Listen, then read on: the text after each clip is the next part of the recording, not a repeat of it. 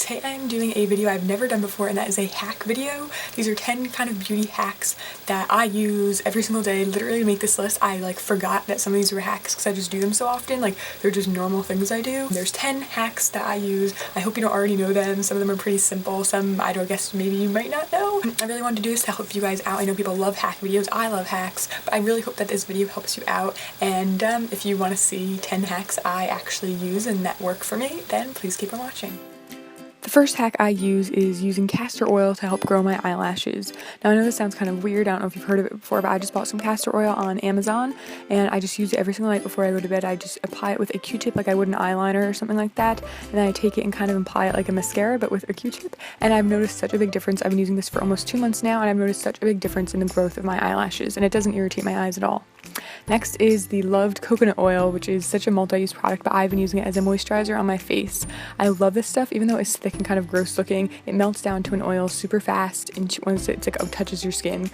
I was suffering with really bad dry skin recently, so bad I felt like my face was cracking all the time. I felt like I was falling apart, it was really painful actually. And then I started using coconut oil as my moisturizer on my face at night and in the morning, and to my surprise it did not break me out. I just press it into my skin and rub it in until it's completely absorbed. I know I look kind of shiny, but that's kind of what's to be expected when you're using an oil. It does absorb really quickly and it smells really nice in my opinion, but I really love doing this. It just makes my makeup glide on really nicely in the morning. And if you have extra dry skin and you notice that your makeup clings to dry spots, mix it in with some of your makeup and it'll really help that be more moisturizing. Next is a given. I feel like a lot of people know this, but using baby powder as a dry shampoo. If you're running low on dry shampoo or you just don't have it on you, using baby powder to help give your hair a bit more volume and just absorb those oils is really an amazing hack, and I've been using this for ages. I think Candy Johnson mentioned this years ago, but you can either pour it directly onto your roots and then kind of just mess up your hair until it kind of all gets absorbed into your roots and you don't see any more gray or white. You can also, if you're new to this and you don't want to put it directly on your roots, you can apply it to your hands first and then apply it to your roots and kind of help it to absorb the oils. I know that a lot of people with dark hair say that you can see the powder too much, but when I had really dark, almost black hair, I use this all the time. I just spend an extra long time rubbing it in and it works really well, and it smells really nice and fresh. Now this one's really kind of weird, but reversing your shampoo and conditioner can really help to reduce buildup. I don't usually do this all the time, but whenever I notice my hair feeling really gross and built up, I just switch this up and it really helps with that.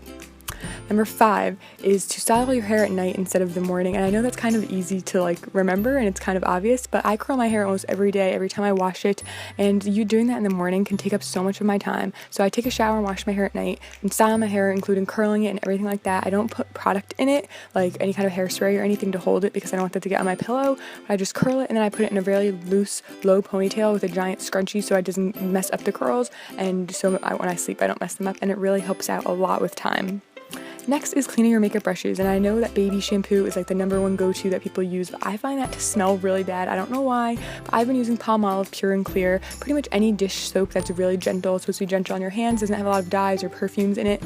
I use that to clean all my makeup brushes, face, eyes, everything, and it cleans them better than anything, and it smells amazing. This stuff smells so good. It's like a buck at Target, and it gets everything out. My brushes have never been cleaner, and it does not break me out whatsoever. I would really recommend this. I know baby shampoo is a go-to, but I like this way better. Next is to help with pimples. Now I've mentioned this in videos before, but I just thought I'd mention it again, and this is to ice a pimple, especially the kind that hurt really bad, that are red and swollen. This will really help. I like to ice mine on and off every 10 minutes for a half an hour to 40 minutes depending on how bad it is. It'll really help with the pain. I know it will get a bit red just from the coldness, but once you do that, then apply any kind of night acne treatment or pimple spot treatment that you use that you like, and go to bed, and by the morning you will see such a big difference. I guarantee it. You can watch my other video, link below, all about this. And then next is kind of basic, and I feel like a lot of people know this, but I feel like it's also kind of up in the air. Some people don't agree, but this is the way I do it, and I like to put my base makeup or foundation on before my concealer rather than the other way around. This way I know that I'm applying the least amount of makeup I possibly have to, just because I like doing applying less makeup. But you just apply your base, let it do its work, let it do its job, let it cover what it can, and then whatever it doesn't cover, that's what you go in and apply your concealer over, under eye circles or any spots that weren't covered earlier. Otherwise, you're applying concealer over your spots, covering everything, and then applying foundation, kind of moving the other product around and doubling up on makeup that you don't need. So I really like wearing my foundation or base before my concealer. Next is another makeup tip, and this is to use bronzer as an eyeshadow. I started doing this a year or two ago, And I just think it looks so natural.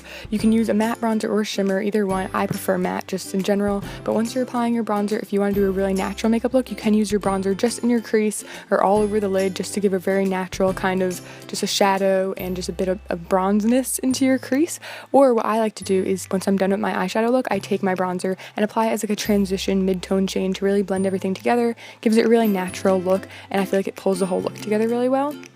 Next is the way I apply mascara. Now, this is something I've been telling people for years, and I feel like I always see people just not do this, but instead of just taking your mascara wand from your roots to the ends, I like to wiggle it left and right. You can see me doing it kind of. It's very subtle, but you just wiggle it left and right, and it will really help with any kind of clumping. I find that it really separates my lashes out and gives them a lot more definition. You can also take a metal lash comb like this one from Real Techniques and comb through once you're done with your mascara, and really helps it give a lot of separation. So that was my last hack of the hacks I actually use. Let me know if you already knew some of these, or if there's any that I should try out that you guys use that you think that would work for me. If you did like this, please give it a big thumbs up and let me know in the comments, and make sure that you subscribe if you want to see more videos from me in the future if you're not already subscribed, which you should be, I hope. So thank you.